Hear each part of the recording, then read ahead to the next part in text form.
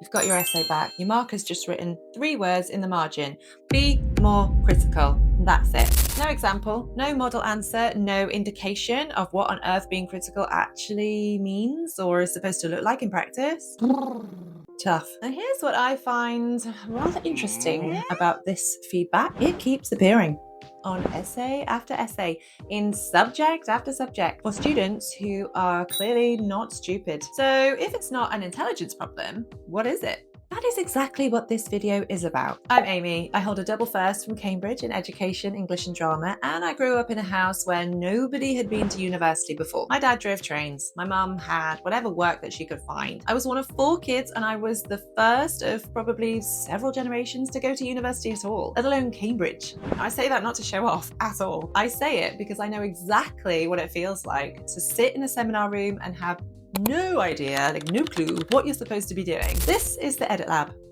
Welcome. Here is the single most useful reframe I can give you on criticality. Critical analysis is not about having an opinion, although, that always helps. No one likes a wallflower. It is not about being negative either, and it is definitely not reading more and more sources until your brain just explodes. It is evaluating what the evidence does and does not actually prove, and then committing to a position on it. Here's how.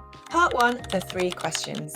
Now, because I find frameworks genuinely useful, and I suspect you do too, here are 3 questions that will move you from description into evaluation on almost any source in almost any discipline. Question 1, how was this finding produced? Not just what is the sample size, although, that matters, but what method did they use? And what does that method actually allow them to claim? Was it a lab study, a field study, self-report, observational, small and rigorous, or very large and messy?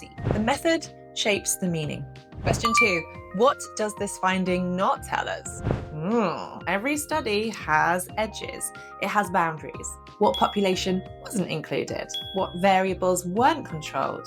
Maybe necessarily so, What context doesn't it speak to?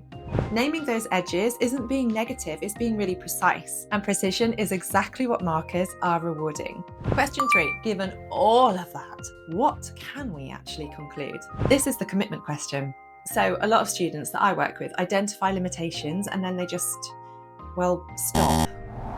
The critical move is to decide, does this limitation undermine the argument, or does it just narrow the scope of what we can claim? Is this still useful evidence, basically? Under what conditions? What does it mean for my argument? Ask those 3 questions of every source that you use, and I guarantee you're going to have a more critical mindset. And that will boost your critical analysis and evaluation throughout any piece of work that you produce. I'm quite confident of that. Part 2, description versus evaluation. Right, so, okay, we've got the questions. But to use them well, it helps to understand exactly what you're trying to move away from and why description on its own will just keep you stuck. There are 2 entirely different intellectual moves that students tend to conflate. And markers, your teachers, tutors, lecturers, supervisors, whatever they are to you, almost never separate them out clearly. The first move is description. This is what happened, what the study found, what the theorist argued. So here you're reporting, you're summarizing, and it is not nothing. You need to establish what you are talking about. Of course you do. But description alone doesn't earn marks at university level. It just doesn't. The second move is evaluation. This is where you decide, given the findings, given the method they use, the sample size, this context of the theory, how long ago it was created, in what scenario, what can we actually conclude? So how far does this evidence or this theory reach? Where does it stop? Most essays that get be more critical in the margin are essays that do the first move really well, but barely start the second. It's criminal, really. You're just missing out on marks that are just there for the taking. Part 3, why this feels so uncomfortable.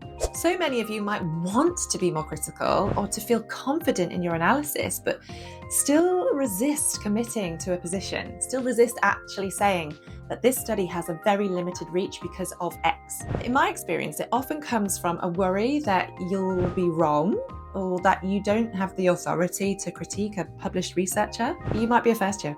You've been studying this topic for 3 months. The paper that you are citing has been peer-reviewed, published, cited 2,000 times. Who are you to say that it's got limitations? Oh my gosh, I know this feeling. I sat in my first Cambridge seminar, a girl from a state school up north, surrounded by people who seem to have been born knowing how to talk about ideas. And I thought, I can't say anything. What if I'm wrong?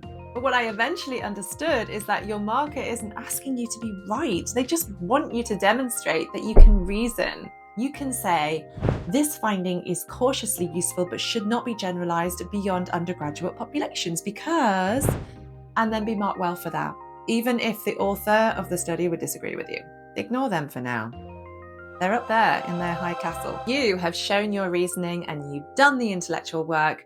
That is what a first looks like from the inside. It's not certainty, it's the opposite. It's reasoned commitment despite uncertainty. Part 4, the before and after.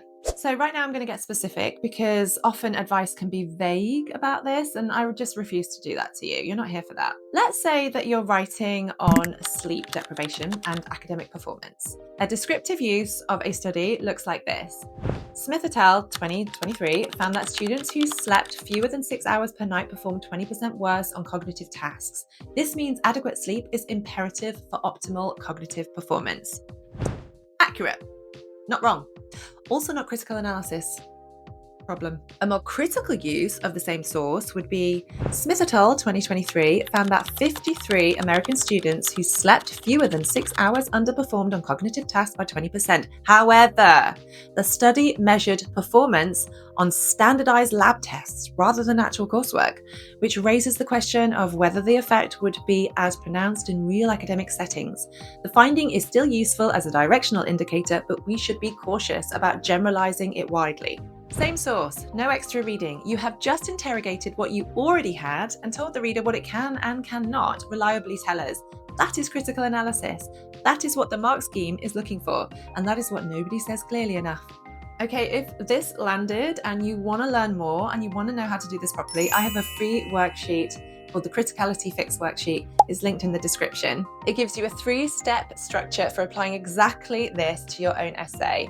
Acknowledge what the evidence contributes, evaluate specific limitations, and explain what that limitation actually means for your argument. That last step is the one that most students just don't remember to do, or they don't know how to do. And it's the one that moves your mark. It's free, it's short, you can use it today on your own essay. Go grab it now. If you found this useful, subscribe. I post videos every week on writing, thinking, and communicating clearly under pressure. And if you have a specific piece of feedback that you are stuck on, drop it in the comments. I read them and I build content from them all. I am here to help. So remember, critical analysis is not having an opinion. It is deciding what the evidence is actually worth, committing to your position without hedging. I'm Amy. This is the Edit Lab. I will see you on the next video.